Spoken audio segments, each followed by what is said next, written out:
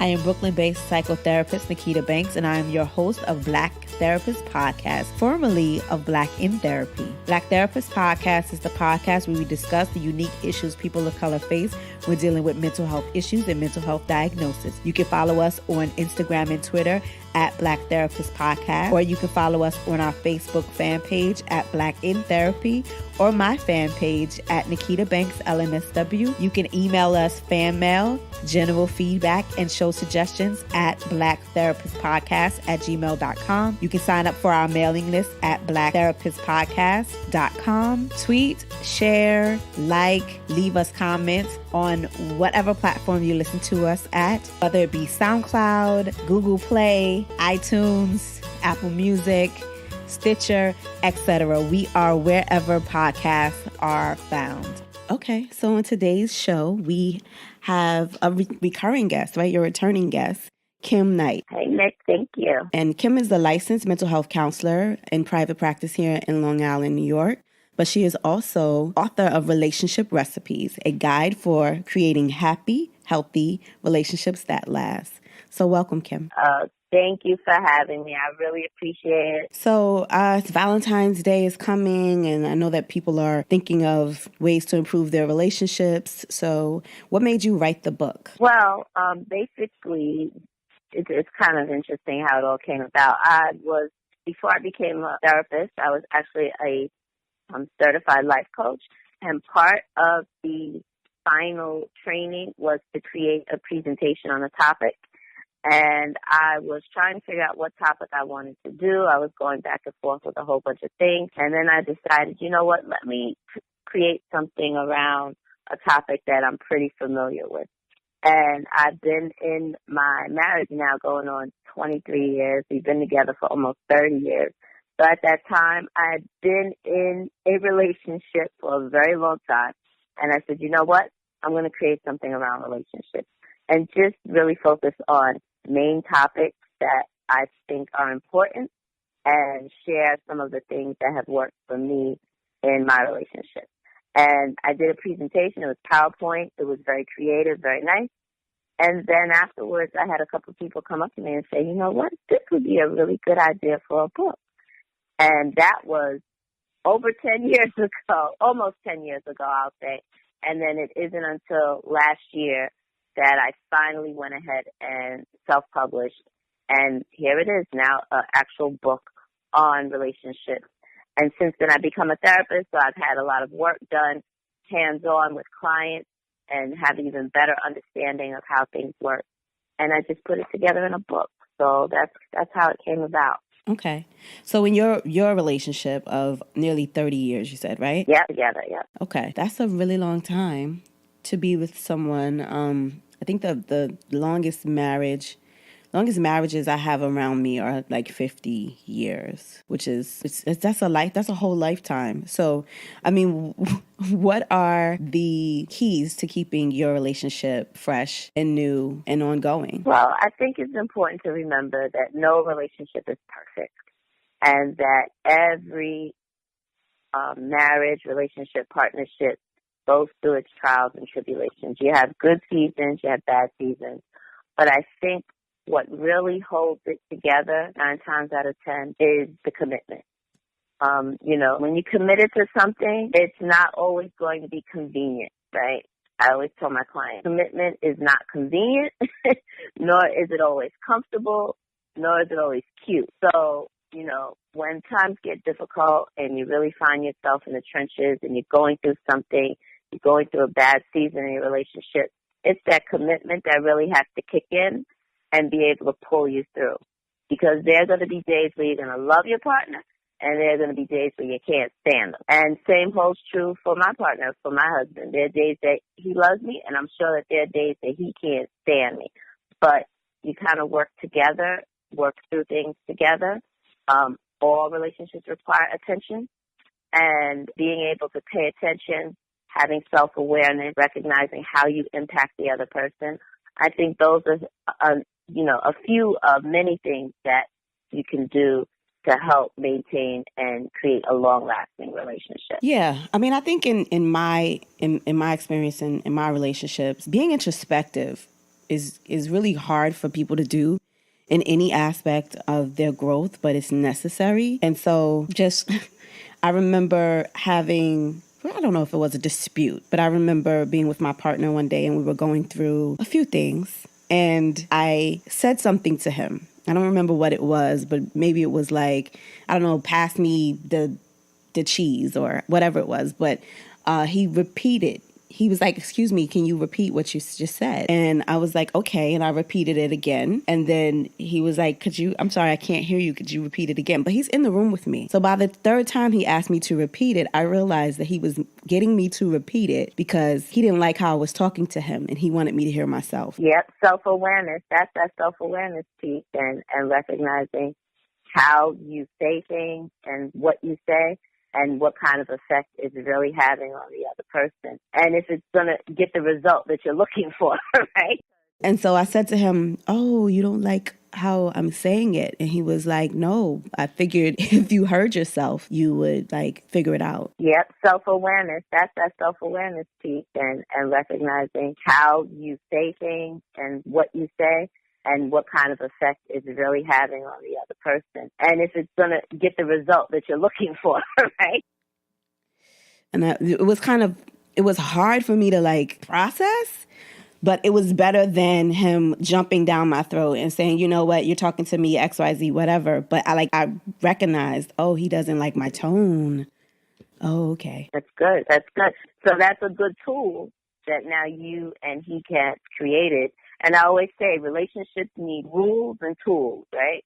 So that's a good tool that you could have created among yourselves where he's able to stop the process before it gets, or either one of you can stop it by asking the other person to repeat it so that you can acknowledge the fact that it may have been able to be said in a different way. And, and you avoid, like you said, escalation and getting into spaces where there's just nothing productive coming out of the conversation. Yeah, what I really like that he also gave me the opportunity to hear myself and correct myself rather than belittling me or calling me names or it escalating to another thing. Because if he would have done it any other way, I probably would have been defensive. Right. And then I was able to acknowledge, you know what, I'm sorry, I'm tired. This isn't about you. I'm sorry. Because if he doesn't care if he didn't do it, then why would he not do it? Why would he deny her of something she's asking of him if he doesn't care about it? So just do it if it's going to make her happy. And I'm not sure if that was what was at play with me, but there was an incident where I was at his house and his friends were there and he had went to work and he was like, if you're going to walk around the house with the friends being there, at least take your hair down. Because I'd be in the house with a scarf on. I'm a hood chick from Brooklyn. And he said, just take your hair down. And I was like, why do I have to walk around, fully made up with your friends here? But he's, I thought about it. Like, he wants his friends to see that you're an attractive woman and that you're pulled together. And if you're going to walk around the house around his friends, like, you represent him. So just pull your hair down. So immediately, at first, my thought was to not do it. Because, like, why should I? But because that's just me. And then I spoke to my friends, and my friends reinforced my bad behavior, and they were like, "Well, those are his friends, and why should you?" And I was like, you know what? What difference does it make to me that I take my scarf off and comb my hair to walk around the house if I'm going to walk around the house with his friends, and not wear my bedclothes, like really get dressed if I'm going to be around a bunch of men. So I just did it. That's a really good example of another thing that I ask clients sometimes is, because in that case you really wanted to kind of be right. Like, this is the way I want to do it. This is how I do it. And it's the right way for me. And sometimes you have to ask yourself, well, do I want to be right or do I want to be happy? And sometimes, sometimes you may want to be right, but know that there's going to be, consequences to that. You might end up in a fight, in an argument, and, walking away feeling angry and mad and disgusted. Or sometimes you just might say, you know what, I don't need to be right. I just want to be happy. And if this is going to create a happy situation and it's not really any skin off my back and it's not something that, like you said, I care one way or the other about doing, then why not just go ahead and do it? Because I choose happiness over everything. I try to, at least most times. So Yeah, that relationship, it teaches me, but it taught me a lot of things.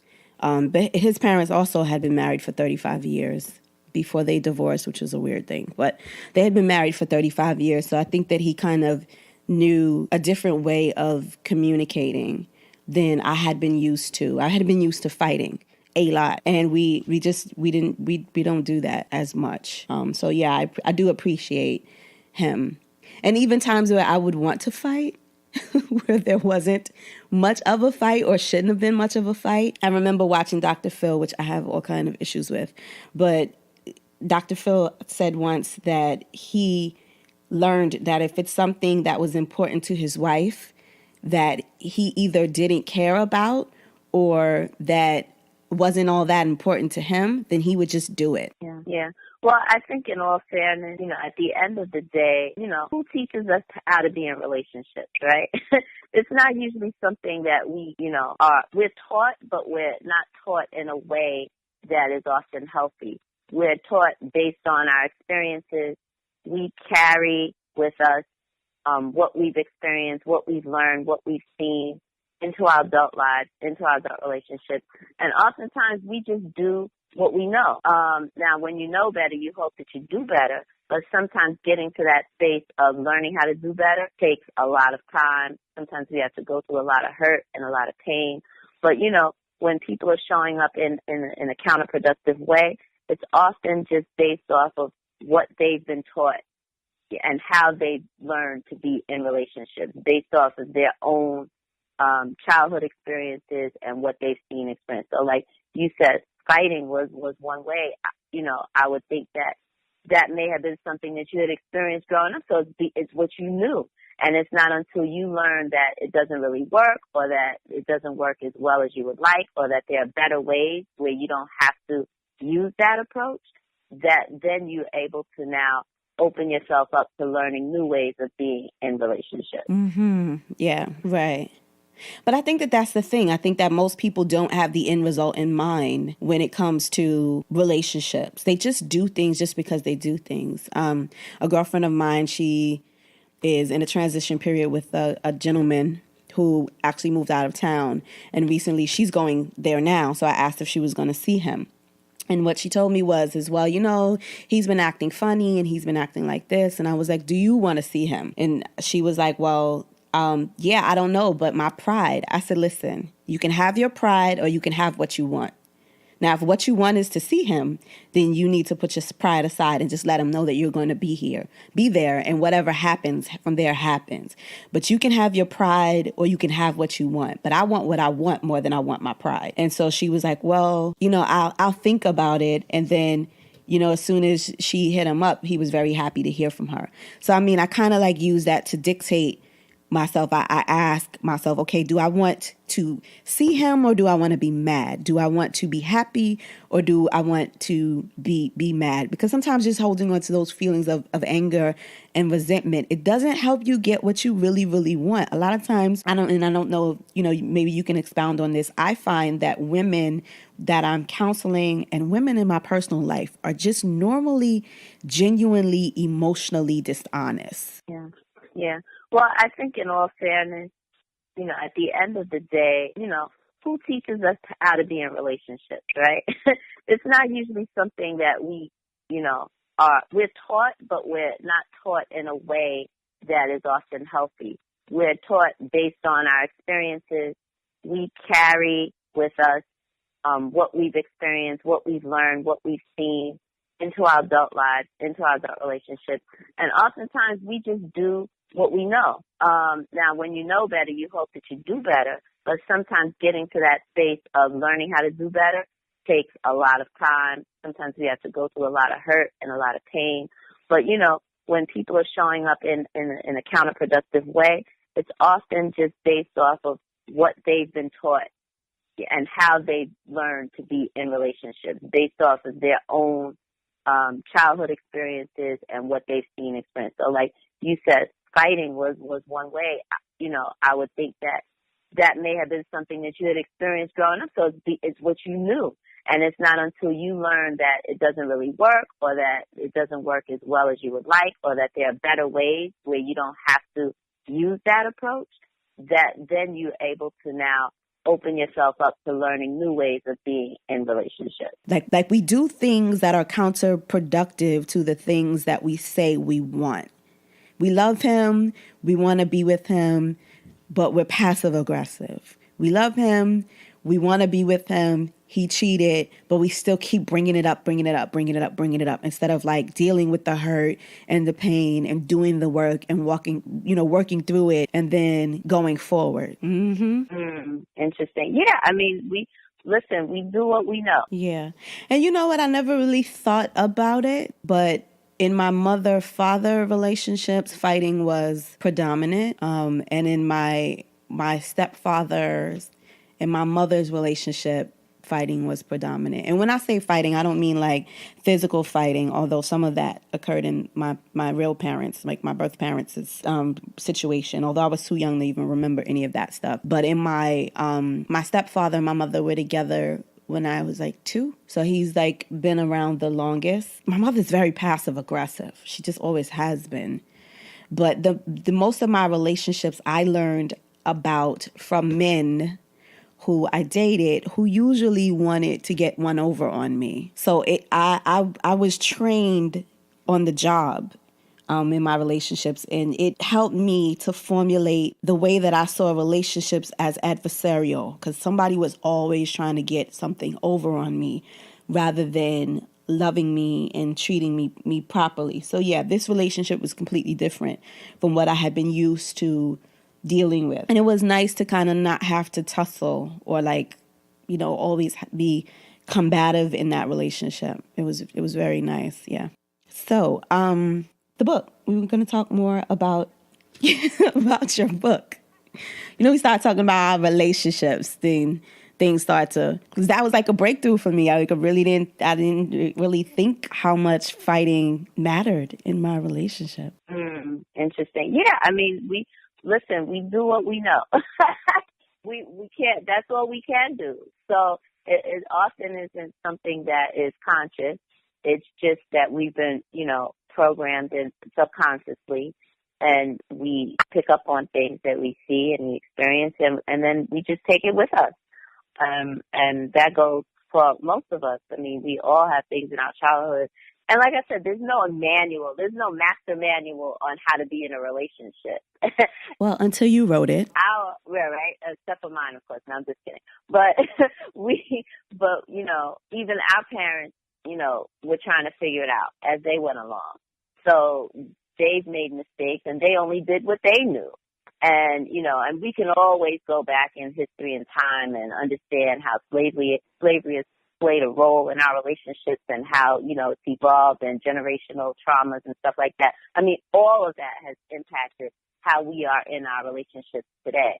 But hopefully, as time goes on and we have more conversations like this, and we create more platforms and more resources for us to be able to figure things out and do better, then hopefully as time goes on, our relationships will improve as well. Absolutely. Yeah. I mean, I find that I remember meeting Henry Louis Gates. I believe that's his name. He's a well-known author and a professor of African studies at Harvard, I believe he is. And him and I were having a discussion, and I was like, you know what? I wanted to do a project around Black relationships and the adversarial relationships between Black women and Black men. And he said, if you can solve that problem, then you'll be rich. Really, because I was thinking about it from a historical perspective, is that this country has always pitted Black women against Black men. And if nothing else, on the basis of just economic development and finances. So Black women,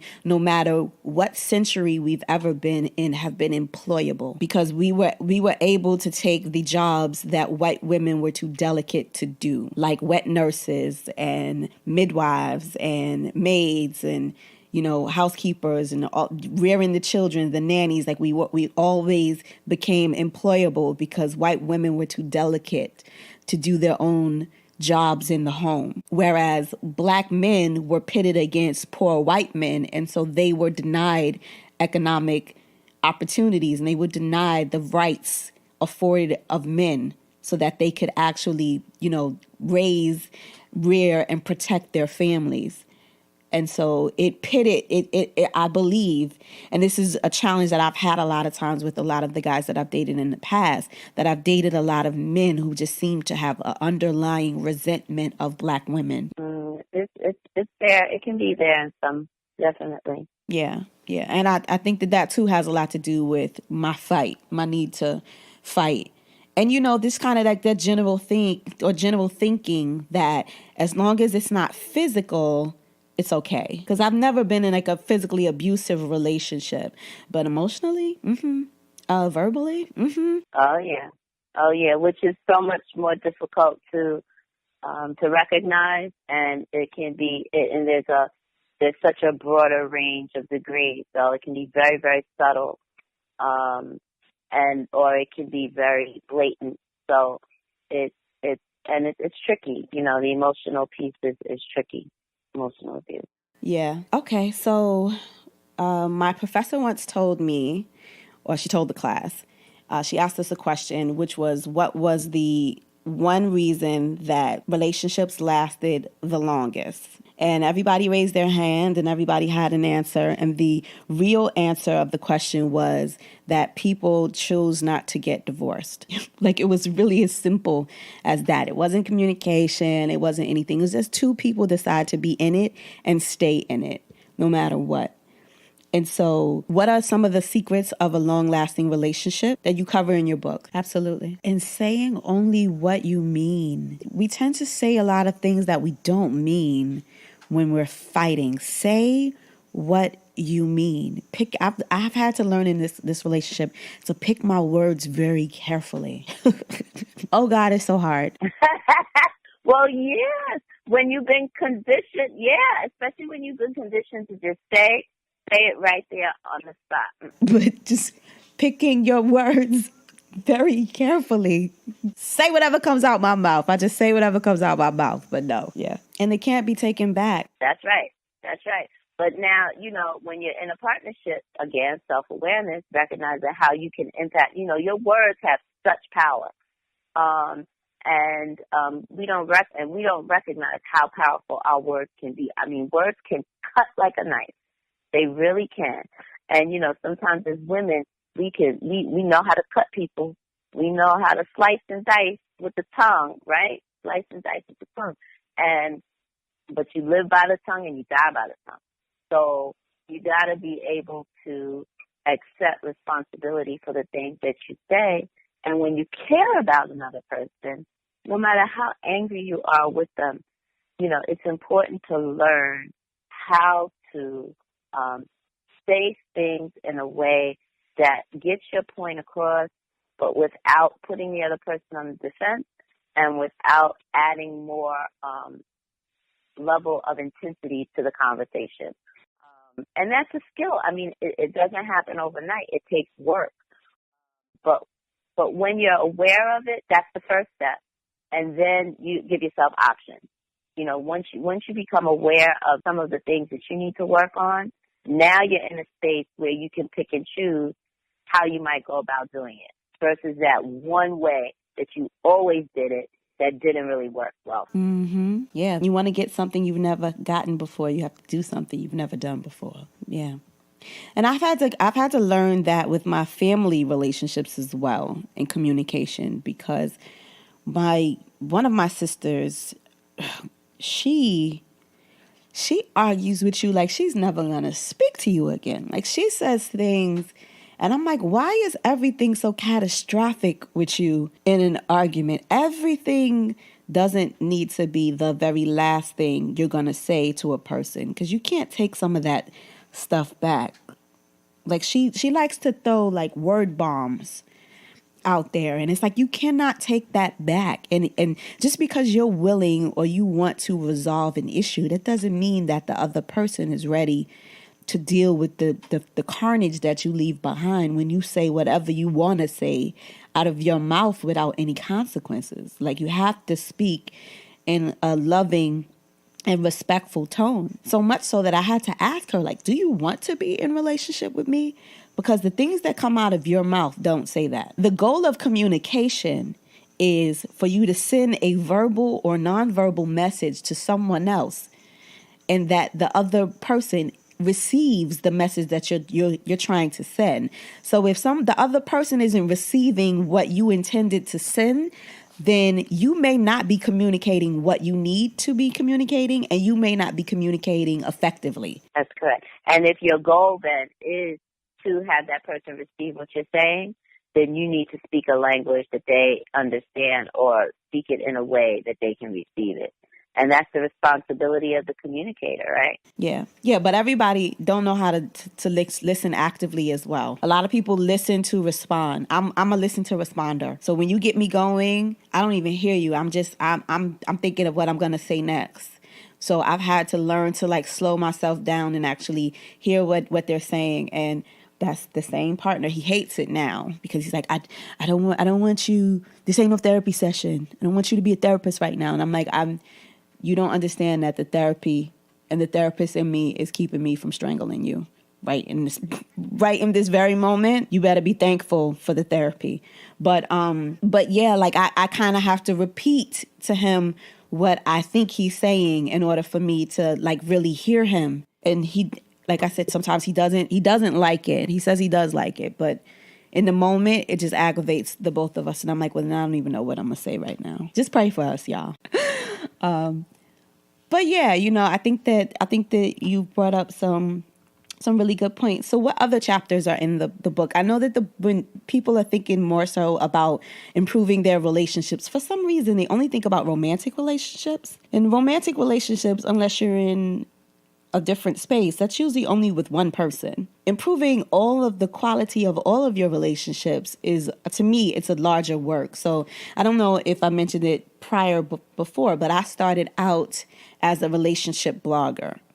And I had a lot of good advice, I thought. But after a while, I was like, maybe I should go back to school and figure out if I know what I'm talking about. And that ended up helping me to go back to school and become a therapist.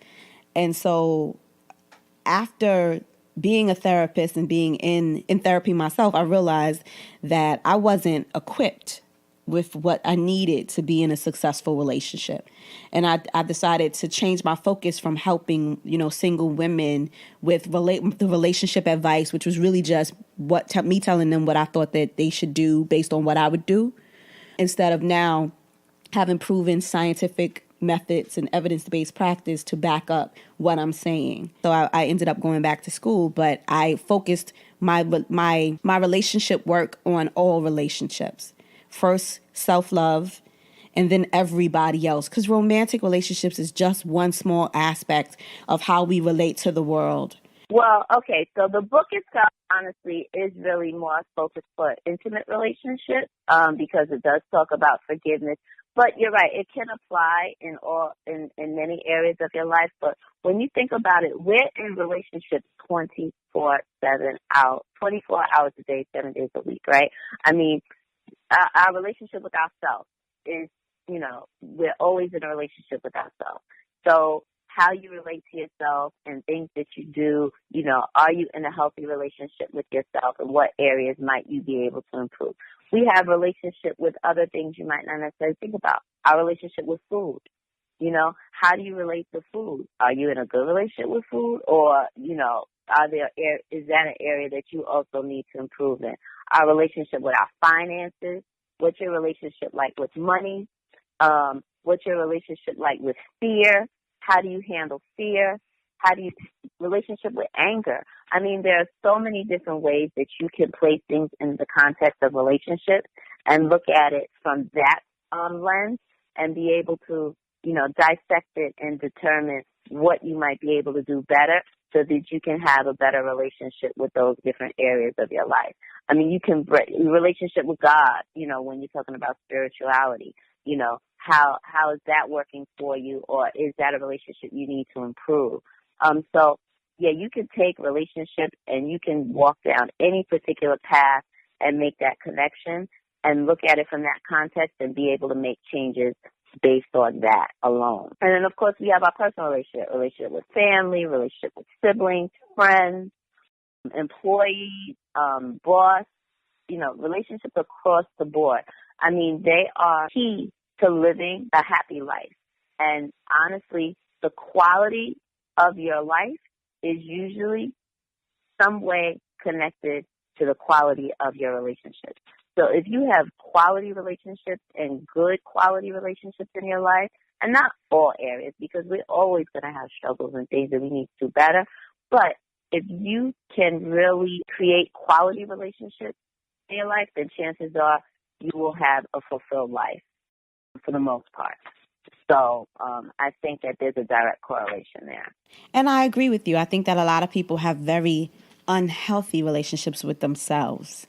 I feel that a lot of people, they don't even keep their own word to themselves. A lot of people with that New Year, New Me motto and New Year's resolutions, and by around this time, they've usually fallen off of what they've resolved to do. Like I changed my diet in the new year, and I only told a few people because I didn't want to be held accountable if I actually didn't succeed. But I also did it in a way that I felt wouldn't restrict me. And I did it in a way that I felt that would be successful with my lifestyle. I'm doing pretty good with it. But yeah, I think that becomes a thing. A lot of us, we don't even keep our words to ourselves, and we lie constantly to ourselves. Yep, relationship with self is key. And I always tell clients, especially those that aren't in relationships, that maybe have had a series or a pattern of unhealthy ones, that you really need to create a healthy relationship with yourself first. Meaning that, you're able to really, I know it's cliche, but there is something to learning how to love yourself. Because what you'll find is the more you love yourself, the more you will attract people who will support you in that. So when you don't love yourself, or you have things about yourself that you still need to work on, you have, maybe some really bad self-esteem issues, or you have a lot of self-doubt, or you do things that aren't necessarily healthy for you, you're going to attract people that support you in whatever you believe about yourself. So if you don't feel good about yourself, then chances are you're going to attract people that don't treat you well because you don't feel good about yourself. But when you do really have a healthy self-esteem, and I'm not saying conceited and arrogant and all that, I'm saying a real understanding of who you are, and you have compassion for yourself, and you know how to love yourself, then chances are you're going to attract people that will support you in that view and be able to love you just as good as you love yourself. So I think that's important to remember going forward when you're seeking relationships and when you're in them. Yeah. And be uncomfortable enough to grow, because as you start to change just your view and your worldview of yourself, and as you start to improve in your self-esteem and your self-love habits, because it becomes habitual, and small things that we need to do for ourselves every single day that improve how we see ourselves and how we treat ourselves, like treating ourselves with kindness, like speaking kindness into our relationships with what we say to ourselves, because a lot of what we deal with when it comes to fear and insecurity is internal self-tape. One of the best advices that I got from a friend of mine was to be kind to myself. Because I was very hard on myself and I was my worst critic. And she was like, listen, you're doing the best that you can. Be kind to yourself. And so when you start to grow and change, those old people that you just referred to that supported your old life, they are going to be uncomfortable with you changing. But that just means that they don't fit your new life, and you may need to leave them behind. That's right. Be willing to walk away if you have to. Yep. Okay. So where can they find your book? So it is on Amazon. And if they Google Relationship Recipes, Kim Knight, that's KIMKNIGHT, it should pop right up, and they can order it right there on Amazon. And it comes in both Kindle and it comes in the paperback. I recommend the paperback only because there are exercises in the book at the end of each chapter. And, the exercises that you can write in the book to follow or that you can just do on your own, but it's much easier to actually have the book and have the exercises right there for you to have in hand. But it does come in Kindle also. And if you could give our listeners one tip for improving their relationship, what would it be? I would say being in a tune and paying attention, and self-awareness and self-reflection. I think those can go a long way if you're open to really looking at yourself, both partners, being able to look at them, because you can't change other people, right? You can't change the other person. You can only change yourself. So looking at yourself, being self-aware, and being willing to be self-reflective, and then do what you need to do in order to stay committed and know that you're going to work together to make it work the best way you can. And I think the one tip that I would give, that I always give with my clients and in my own life, with the people that I have around me, is to ask your friends, your family, your partners, how can you support them? So I often ask, how can I support you in this moment if they're going through some difficult times, if they have emotional distress, or just on a regular day, just ask them, like, you know what, I've been thinking about you. I need to know what I can do, or is there anything that I can do in this moment to support you? And a lot of times, a lot of people don't know how to answer that question because nobody ever really asks that question anymore. So even when I ask my clients, or if I ask my family, or if I ask my friends, I usually have to ask them more than once in order for them to come up with an answer. And it recently happened to me. A friend asked me twice, you know what, I really need to sit down with you because I want to know how I can support what it is that you do. And I didn't have an answer for her. But what I said to her was, we should meet up and we should talk about what my goals are. And then we can see how, you can fit in to help me do what I'm trying to do. And she said, cool. And so that gave me a little bit of leg room or wiggle room to say, you know what? Yeah, I'm going to figure out what I need in this moment so I can get assistance, because a lot of us don't ask for assistance. So just asking the strong people, especially the givers in your life, how can I support you and your partners? Yeah. Mm-hmm. So it's been great speaking with you as usual. Tell the people where they can find you online or social media or whatever. Yes, so they can find me. My website is Knight Counseling. So that's KNIGHT counseling.com, knightcounseling.com. And the email address is the same, knightcounseling@gmail.com. J as in night with a K. All right, so thank you for coming on again. And you've listened to another episode of the Black Therapist Podcast. Once again, I'm your host, Nikita Banks, licensed clinical social worker. And this is Black Therapist Podcast, formerly Black in Therapy. If you are looking for any information, any resources about today's show, or if you just want to drop a line and say hey and subscribe to our mailing list, you can do so at our website, blacktherapistpodcast.com. You can send us emails at blacktherapistpodcast@gmail.com. And if you enjoyed what you heard today, please like, comment, share, and subscribe, because we want the show to grow as organically as we possibly can. And we cannot do that without you. Thank you for listening. Be well.